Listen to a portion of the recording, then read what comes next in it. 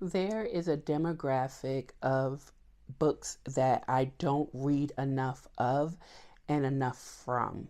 Let's get into it. Welcome back to Reading Sprints and Chai Sips. I'm your girl Sasha Bonet. You can just call me Sasha. And I realized, even prior to wanting to record this video, that I do not own or read a lot of or enough of Black male authors. So for this video, we're going to be reading from 3 authors that you may have heard from, some you may not have, but all different genres and age levels. So let me show you what we'll be reading for this video. The first one is Kemosha of the Caribbean by Alex Wheatle, winner of the Guardian Prize. I picked this book up randomly in Ollie's. So it was very cheap, and I just saw her on the cover and I said I wanted to know more about that. So let's read the back of the book and let's see what we're in for. Kemosha dreams of freedom, having grown up in slavery. When she's sold away to work in lawless Port Royal, she makes a daring escape. With fortune on her side, she befriends a man who offers her a new life and teaches her the art of sword fighting. I thought it said sword fishing. Sword fighting. Now desperate to earn her brother's freedom, Kemosha sets out for adventure on the high seas aboard the ship of the notorious Captain Morgan. As her swashbuckling reputation grows, Kemosha finds she has the power to stand up for her people and save her soulmate, Isabella, but not without paying a terrible price. Okay, sounds interesting. We'll get into it. Then we have Long Way Down by Jason Reynolds. Astonishing, gripping, powerful, a tour de force. Yeah, and I know this one is told in verse. So Will's older brother Sean has been shot dead. Will feels a sadness so great he can't explain it. But in his neighborhood there are the rules. Number 1, crying, don't, no matter what. Number 2, snitching, don't, no matter what. Number 3, revenge, do, no matter what.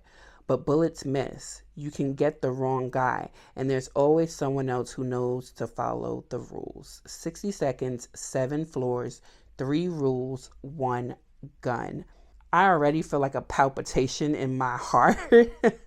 So this sounds like it's going to take me through it. I don't really want to go through it, but we're going to read this book because I'm pretty sure it's good. It's won several awards by the look of it. So we'll get into this one. Next, we have Ta-Nehisi Coates, The Water Dancer.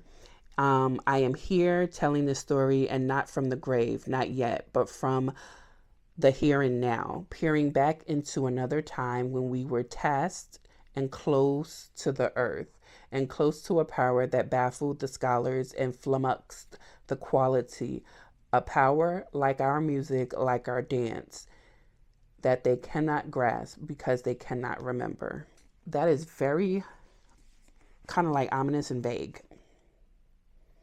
So we'll get into Ta-Nehisi Coates. I've always wanted to read a book by this author, and this will be my first one.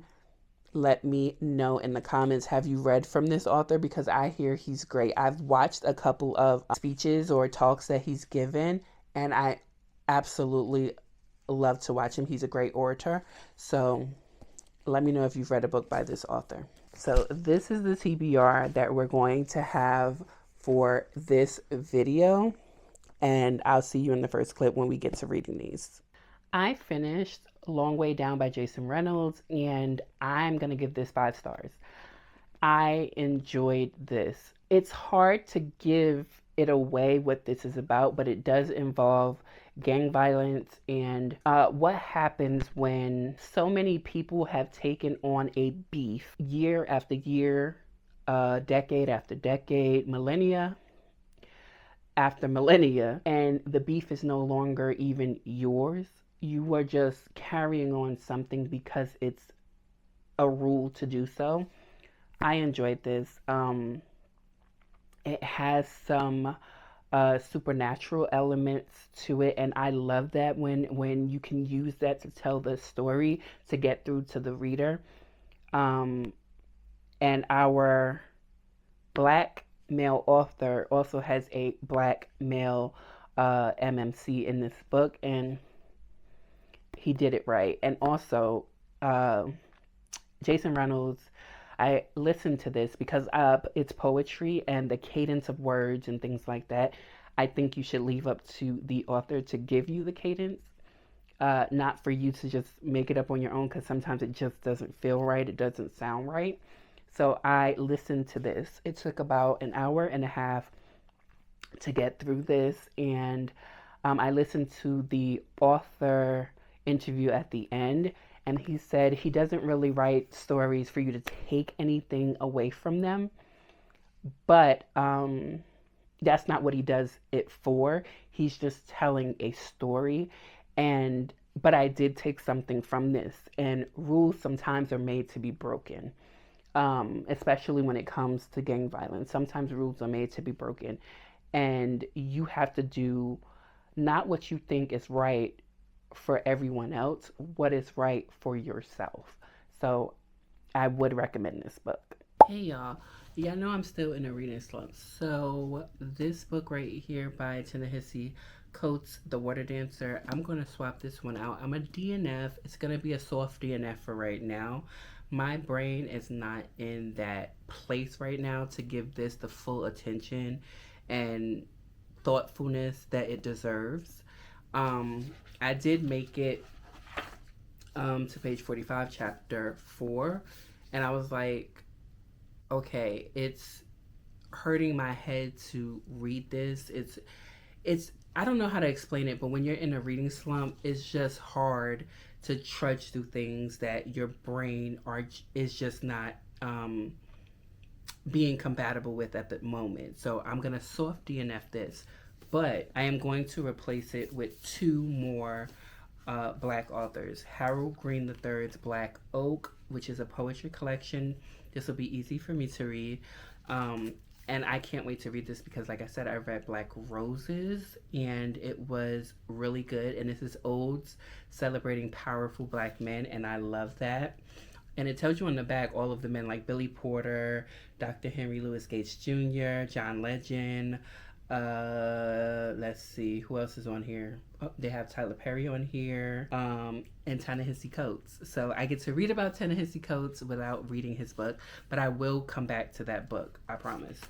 Also, I'm going to be reading Sister by Eric Jerome Dickey. This is his debut novel, and I don't think I've ever read this.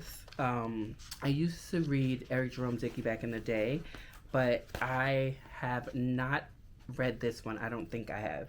So Eric Jerome Dickey's debut novel, Sister, Black Oak by Harold Green III, and that's what it's gonna be. Hey y'all, so I'm here to tell you that I finished both the books that I replaced The Water Dancer by Ta-Nehisi Coates with. So let's get into it. First up is Black Oak by Harold Green III. This book is a poetry collection dedicated to Black men. Like I said before, I read Black Roses, which was dedicated to Black women, and I enjoyed this one so much.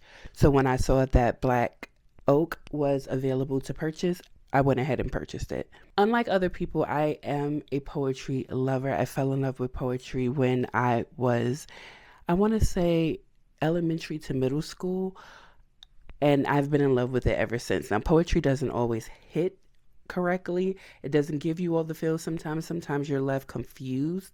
Sometimes you're like, I don't get it. And that's all valid. But in Black Oak, that's not what you're going to get. You're going to get Harold Green III's ode to Black men, these Black men in particular. And you have Billy Porter, Black Thought, Colin Kaepernick, Killer Mike, I always say his name weird, Dr. Mark Lamont Hill, who I absolutely enjoy watching.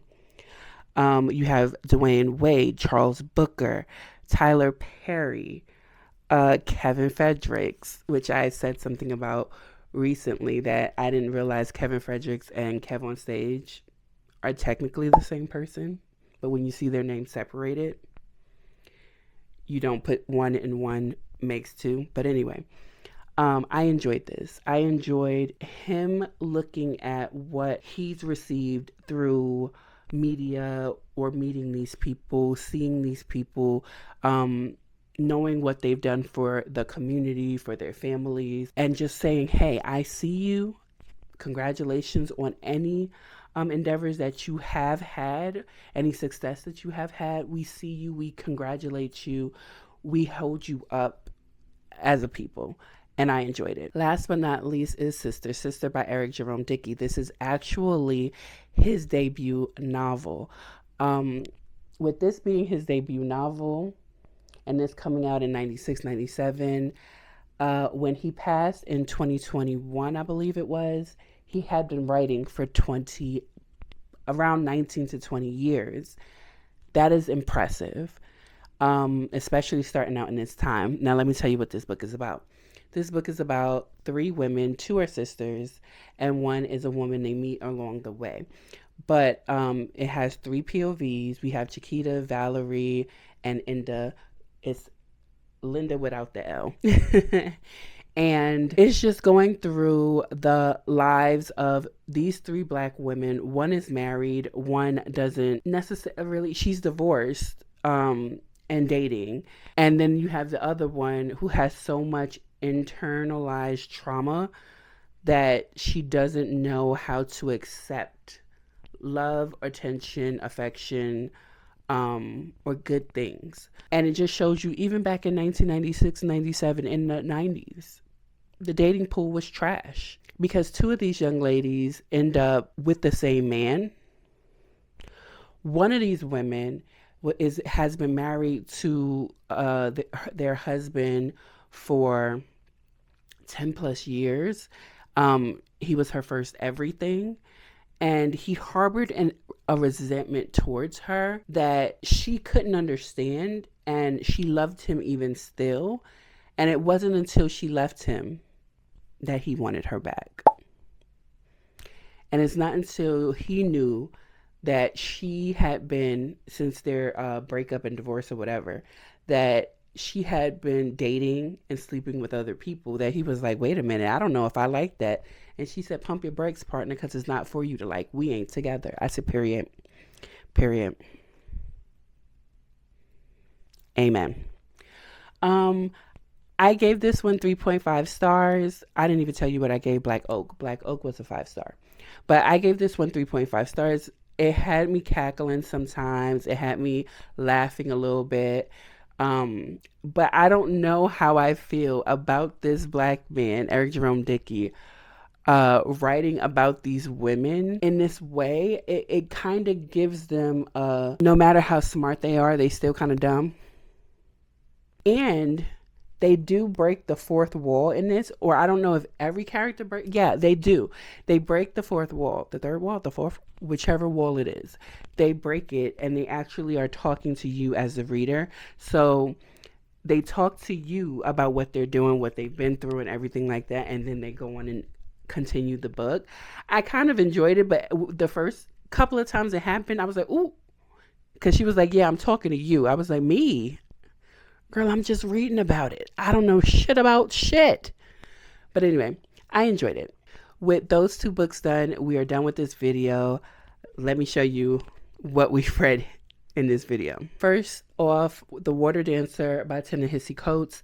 I did not read this one for this video. I told you I replaced it with the other 2 because I think this book deserves a longer time and more attention than I had to give to it, especially being a thickums. So I am just going to soft DNF it for now and read it at another time. Next up, we have a 5-star with Long Way Down by Jason Reynolds. I just recently bought his romance book, and I'm going to read that. This one was a 5-star, written in verse.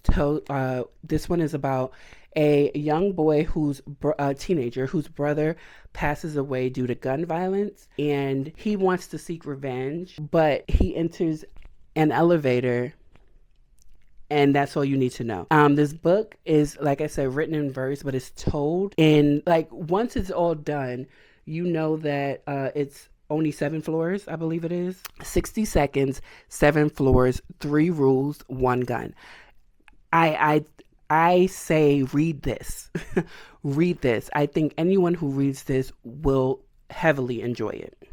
Next up, we have Kemosha of the Caribbean by Alex Wheatle. This is the first book I've ever read by Alex Wheatle, and I don't remember what I gave this. I think I gave it 4 stars.